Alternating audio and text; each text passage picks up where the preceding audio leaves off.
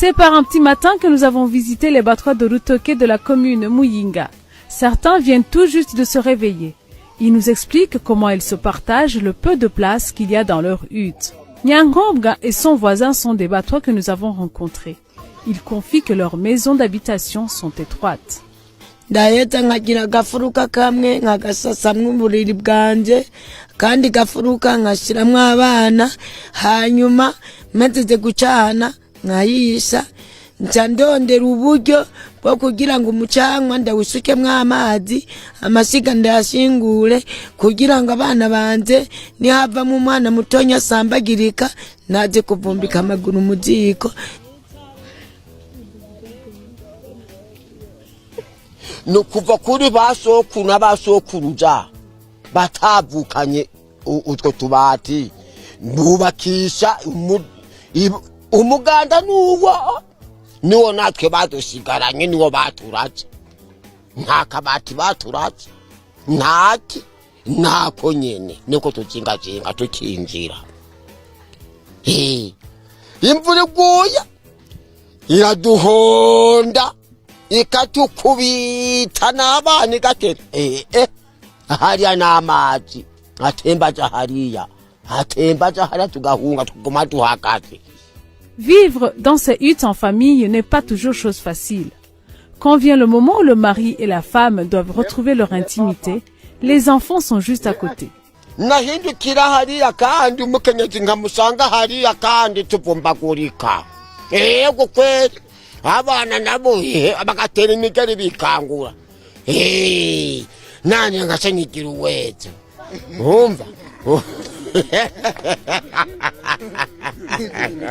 ubwo biragoye biratangaje kweli kandi mbanjaba nkahariya mu gifaba nabo bakaryama nkino ariko twitwa twegerana twese ngiye kuvumbuka ngo nkakujya kwinyana ngo mvumbuke kabisa byanka ngabana bagatengo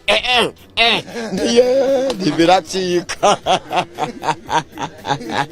Emmanuel Nengo, lui aussi moutois et représentant légal de l'Unisono pour la promotion des battoirs, Uniproba en sigle, affirme que les battoirs ont toujours été une composante de la société burundaise.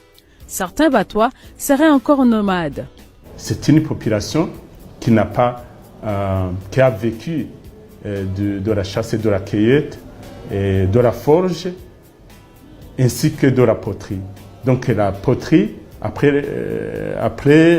l'interdiction de la chasse et de la cueillette, vous savez bien, avec l'établissement des aires protégées, les lois environnementales, donc les battoirs se sont retrouvés dans des situations de manque de terre, parce qu'avant, ils ne s'intéressaient pas à la terre. Ils croyaient que là où ils vont, ils sont chez eux. Dans son enfance, Emmanuel a vécu plusieurs sortes de discrimination, surtout à l'école primaire où parfois il se sentait exclu du reste des élèves. Quand je suis arrivé au séminaire Saint-Pédis à Muyinga,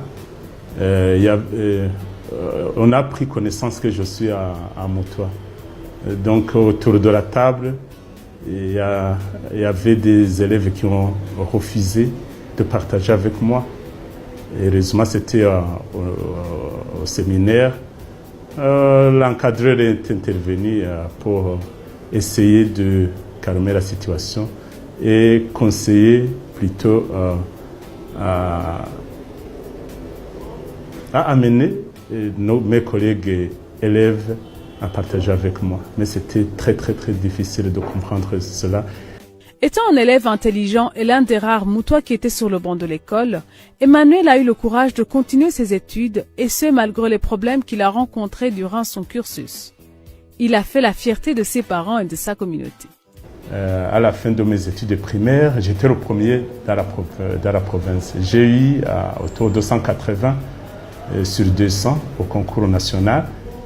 Ce qui a fort étonné tout le monde, on disait quel est cet élève qui a été le premier dans cette province. On a dit c'est un enfant moutois. Et tout le monde disait non, c'est incroyable. Et puis le gouverneur, Philippe Njoni, m'a invité pour me rencontrer. J'étais avec mes parents. C'était la première fois que je rencontrais le gouverneur. Donc quand on discutait, il il a dit, bon, on va te soutenir, on va t'appuyer. Certains Batwa ne pratiquent plus l'activité de la poterie, naguère un métier dédié à cette communauté.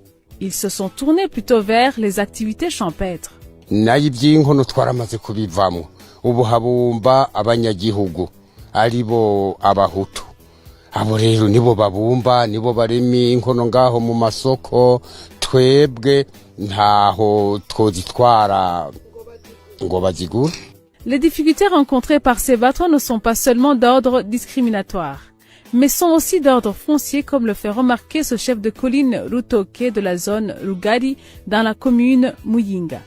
nta naho bafite barima kuko ntushobora gufata akantu katakwiye metero 10 ku 10 ngo karime kazogutunge baronse rero ahantu hagutse boca ingero umugabo bakarima ukaca usanga n'ivy'iwabo biyimburiye birabasahirije aho kantu kabo karimo ingo 40 izo ngo 40 nazo zirimo abagabo 40 n'abadamu 40 abana nabo bateranye bose n'abantu bashika 200 abantu bashika 200 kubarera ahantu hadakwiye ni hegitari ni ibintu vy'akamaramaza.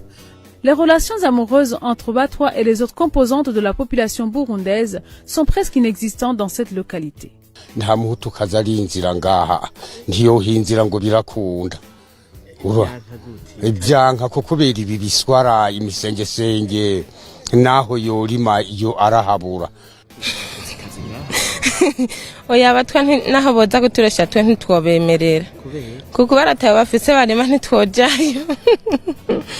Selon une croyance, la femme Mutwa serait un remède pour les maux de dos. Certains hommes des autres ethnies ont ainsi recours à des relations intimes avec les femmes Batwa. Les enfants issus de ces unions sont souvent rejetés par leur père biologique.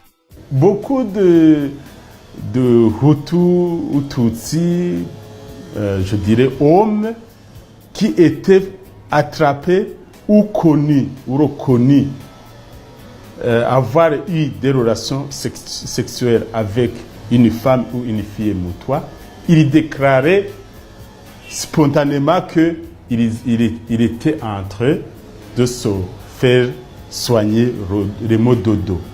C'était cette croyance qui était cachée derrière, donc pour ne pas être discriminés. Toujours selon Emmanuel Nengo, leur rêve est de voir des Batwa intégrés socialement, économiquement et politiquement. Et malgré les soucis que certains Batwa rencontrent, Nengo est confiant car aujourd'hui, les Batwa peuvent s'exprimer vaqueux aux activités génératrices de revenus. Ils sont même représentés au niveau du Parlement, le Sénat, l'Assemblée nationale, ainsi que dans le Parlement est-africain.